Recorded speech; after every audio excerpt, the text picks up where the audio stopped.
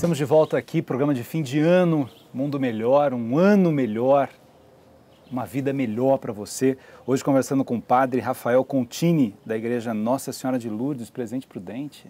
E Presente Prudente para o Brasil e para o mundo, padre. É, Presidente Prudente. Conhece e gosta, né? Opa, Cidade muitas vezes, um beijo carinhoso para todo mundo de Presente Prudente. Trabalho tão bonito que os freis também fazem lá, né? Os franciscanos, tenho tantos amigos nesse hospital de Prudente. Astromar, que é um amigo muito especial que mora lá também, né? Astromar é meu padrinho. Seu padrinho? Meu padrinho de ordenação. Abração para Astromar, para a família dele, para a esposa, para os filhos. E hoje aqui com o padre Rafael a gente está falando um pouco sobre fé, sobre medo, sobre esperança. E nós estávamos falando sobre São Francisco de Assis, né? Nós terminamos com né, um irmão de rua que disse que você deveria conhecer mais São Francisco de Assis.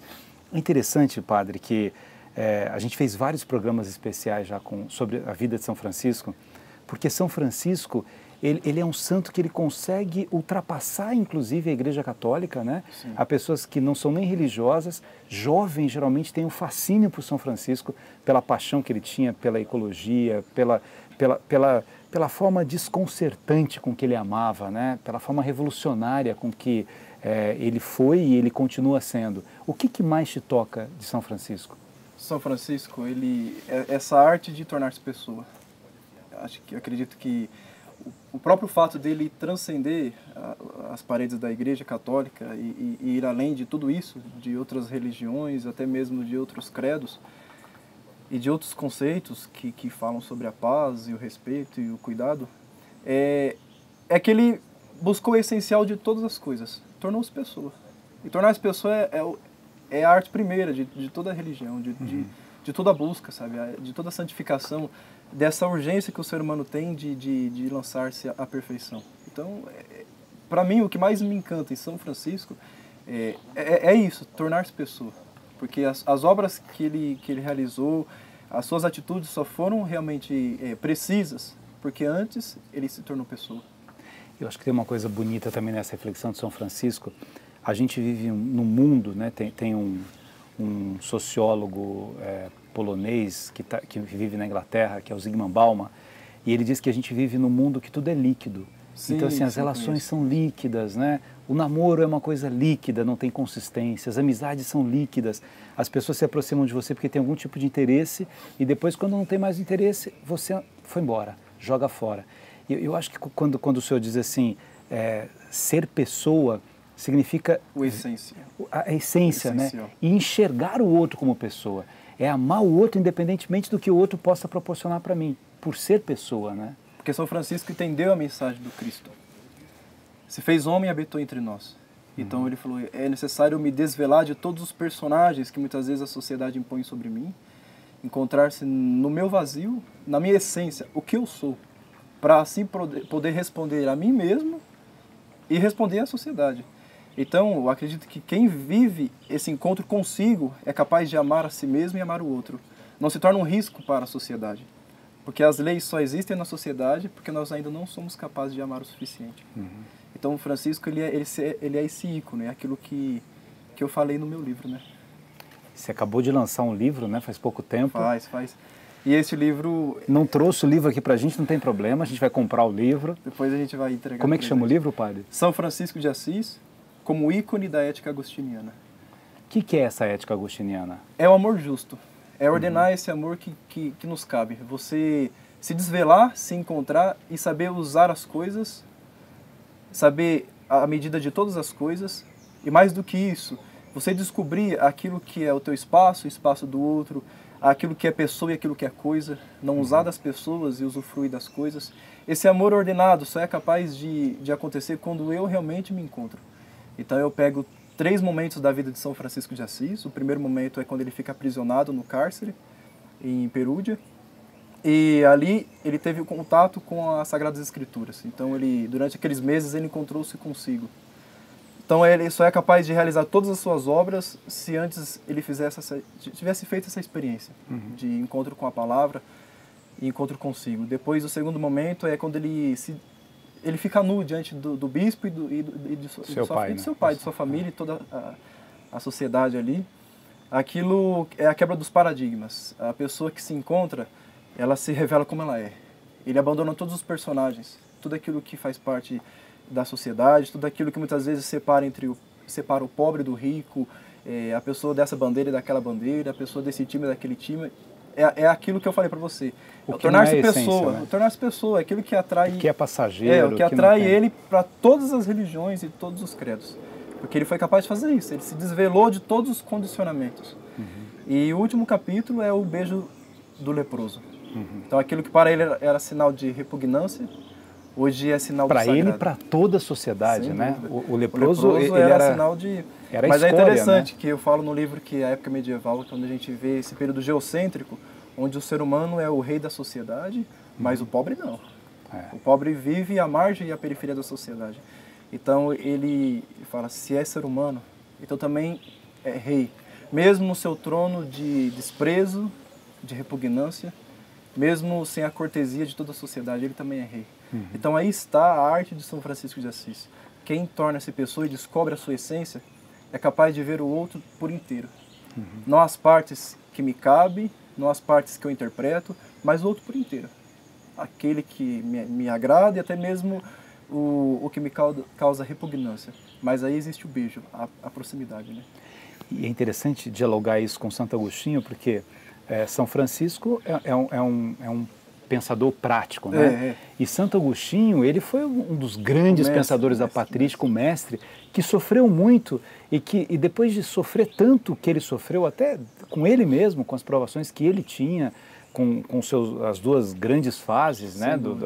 Da primeira filosofia e da segunda, mas ele consegue resumir toda a sua belíssima literatura naquele conceito, né? Ama e faz o que você quiser. Sem dúvida. Primeiro ama, né? Esse conceito do amor não é simples, né, padre? É aquilo que nós descobrimos. É muito prático e é muito essencial.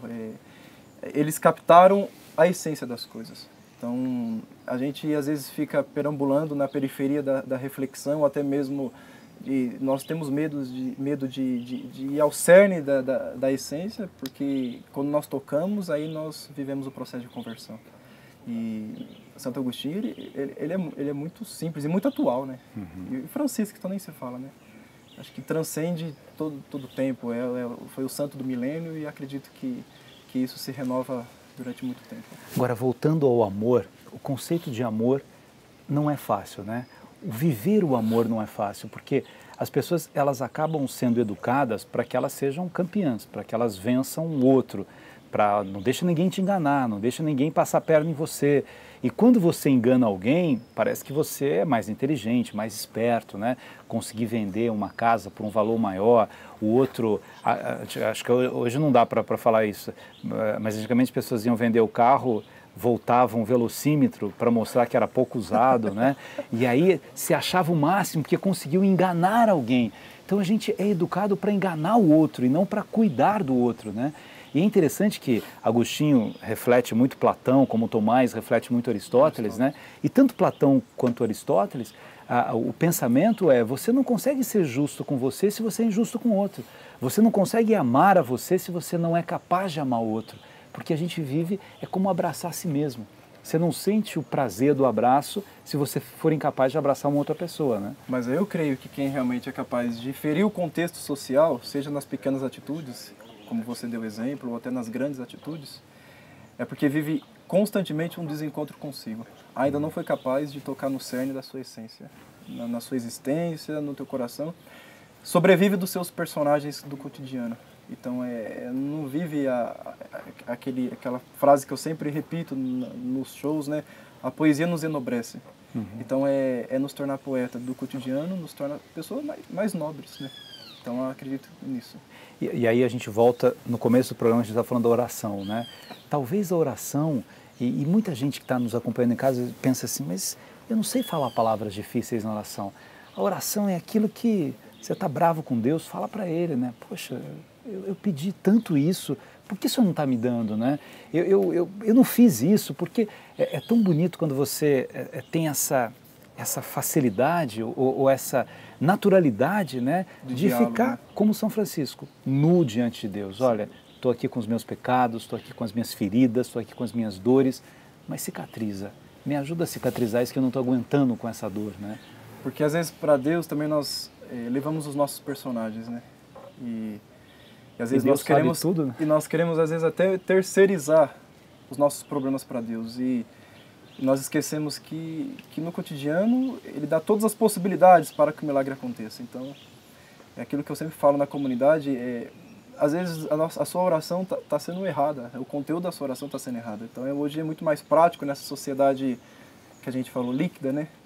Entregue seus problemas para Deus, trate Deus como se fosse um caixa eletrônico, deposite a sua necessidade e saca ali a sua urgência. Não é por esse aspecto, né?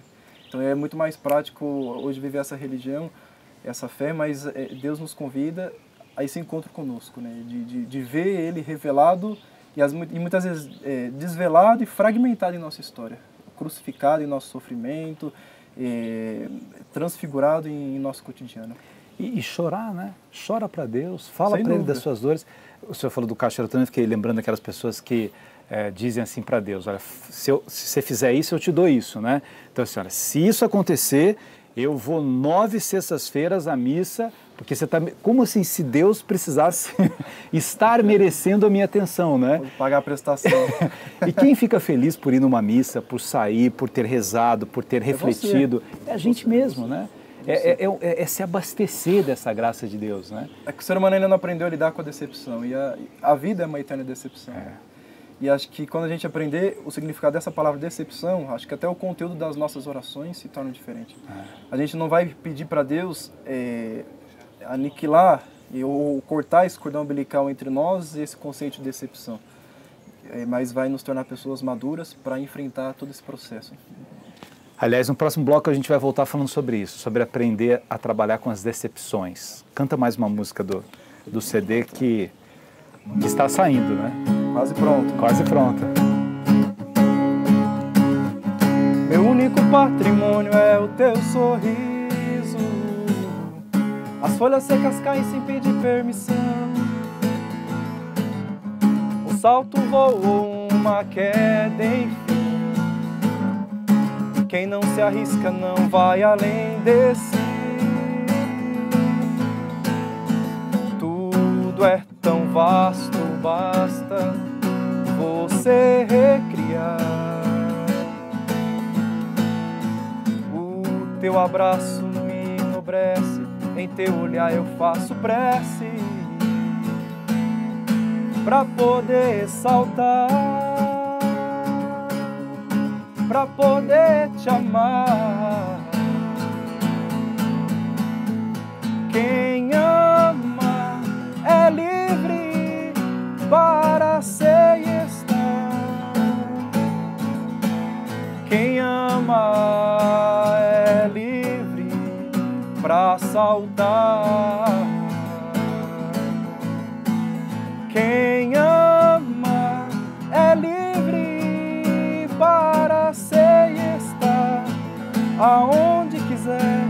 Quem ama é livre para saltar em busca do sol.